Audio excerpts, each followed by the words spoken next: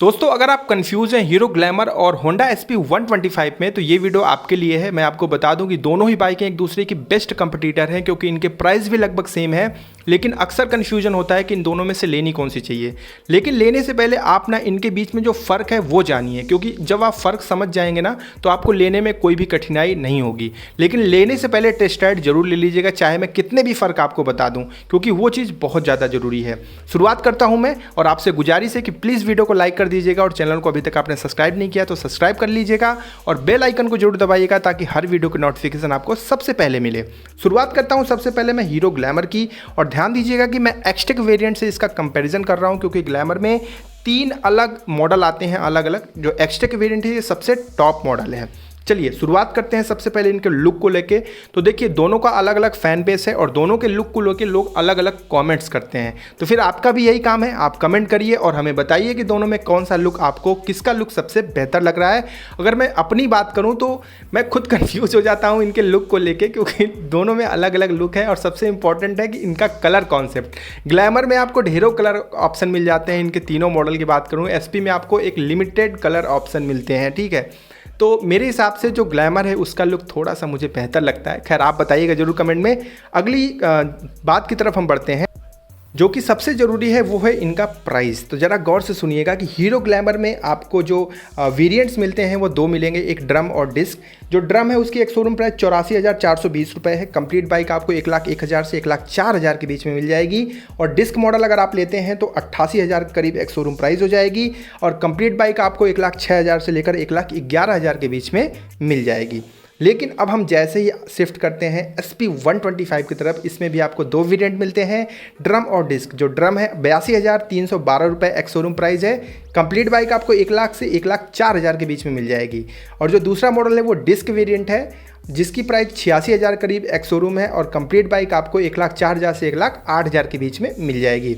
तो अगर आप प्राइस कंपैरिजन करेंगे ना तो जो ग्लैमर है वो 2,000 रुपये SP से महंगी पड़ रही है। तो ठीक है, 2,000 खैर उतना मायने नहीं रखता है, लेकिन इन 2,000 में एक्स्ट्रा क्या मिलेगा ये आपको आगे समझ में आ जाएगा। चलिए अगली चीज़ की मैं बात करता हूँ इनके ब्रेक्स को लेके। दोनों में आपको सेम ब्रेक मिलते हैं। आपको 240 mm का डिस्क ब्रेक मिलेगा या फिर 130 mm का ड्रम ब्रेक, और पीछे आपको जो है 130 mm का ड्रम ब्रेक मिलेगा। और दोनों में जो ग्लैमर है इसमें आपको IBS इंटीग्रेटेड ब्रेकिंग सिस्टम मिलता है और SP में आपको CBS यानी कॉम्बी ब्रेक सिस्टम मिलता है। और दोनों ही ब्रेक एक ही तरह काम करते हैं। पिछला ब्रेक लगाएंगे तो अगला ब्रेक साथ में काम करेगा। अब हम आते हैं इनके जो है सस्पेंशन क्वालिटी पे। तो यहाँ SP 125 में आगे आपको टेलीस्कोपिक सस्पेंशन और पीछे आपको hydraulic type 5 step adjustable suspension मिलता है। और वहीं पे ग्लैमर की अगर मैं बात कर लूँ तो ग्लैमर में जो आपको मिलेगा आगे की तरफ टेलीस्कोपिक और पीछे 5 step adjustable hydraulic shock absorber मिलता है। किसी एक की सस्पेंशन क्वालिटी जज कर पाना बहुत मुश्किल है, इसीलिए मैंने बोला था कि टेस्ट राइड ले लेंगे तो आप एक चीज़ को लेकर क्लियर हो जाएंगे, क्योंकि इनकी हैंडलिंग और राइडिंग पोस्चर दोनों अलग अलग है, तो वो आपके हाइट के अकॉर्डिंग अच्छा होना चाहिए। अगली चीज़ पे हम बढ़ते हैं वो है इनका इंजन। जरा देखते हैं किसका इंजन ज़्यादा पावरफुल है। हम ग्लैमर की बात कर लेते हैं। इसमें आपको 10.7 PS की पावर मिलेगी और 10.6 यानी 10.6 न्यूटन मीटर का टॉर्क मिलेगा। वहीं पे SP 125 में आपको लगभग 10.87 10.87 PS की पावर और 10.9 यानी कि 10.9 न्यूटन मीटर का टॉर्क मिलेगा। तो जो पावर आपको मिल रही है वो SP में थोड़ी सी बेहतर देखने को मिलेगी ग्लैमर की अपेक्षा, लेकिन इससे आगे कुछ फ़र्क भी पड़ेगा, आप ध्यान दीजिएगा। चलिए आगे बढ़ते हैं और आते हैं इनके सीटिंग कंफर्ट पे। तो दोनों का सीटिंग कंफर्ट मुझे अच्छा लगता है। मुझे ग्लैमर का थोड़ा सा बेहतर लगता है SP से। खैर आप जो है दोनों का टेस्ट राइड ले लेंगे तो आप इस चीज़ को लेके क्लियर हो जाएंगे। अब आते हैं कि इन दोनों में जो माइलेज मिलता है वो किस में बेहतर मिलता है। तो देखिए जो माइलेज है वो थोड़ा सा, बहुत थोड़ा सा 2-3 किलोमीटर पर लीटर का माइलेज का फ़र्क देखने को मिलेगा। मतलब थोड़ा सा बेहतर माइलेज आपको ग्लैमर में मिलेगा SP के अपेक्षा, क्योंकि ग्लैमर में जो इंजन की पावर है वह थोड़ी सी कम है SP की अपेक्षा, तो थोड़ा सा बेहतर माइलेज आपको मिल सकता है। अदरवाइज आपकी राइडिंग क्वालिटी पे बहुत ज़्यादा डिपेंड करता है, क्योंकि ऐसा भी हो सकता है कि आप ग्लैमर चलाने वाले से बेहतर माइलेज अपने SP में निकाल सकते हैं अगर आपकी राइडिंग क्वालिटी बेहतर है तो। अब अगली चीज़ पे बढ़ते हैं वो है इनकी टॉप स्पीड।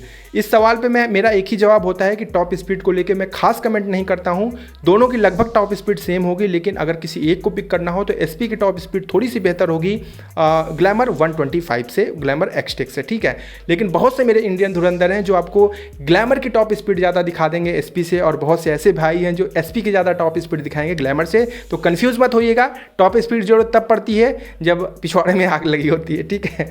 खैर हम आगे बढ़ते हैं और आते हैं हम इनके एक्स्ट्रा फीचर्स पे।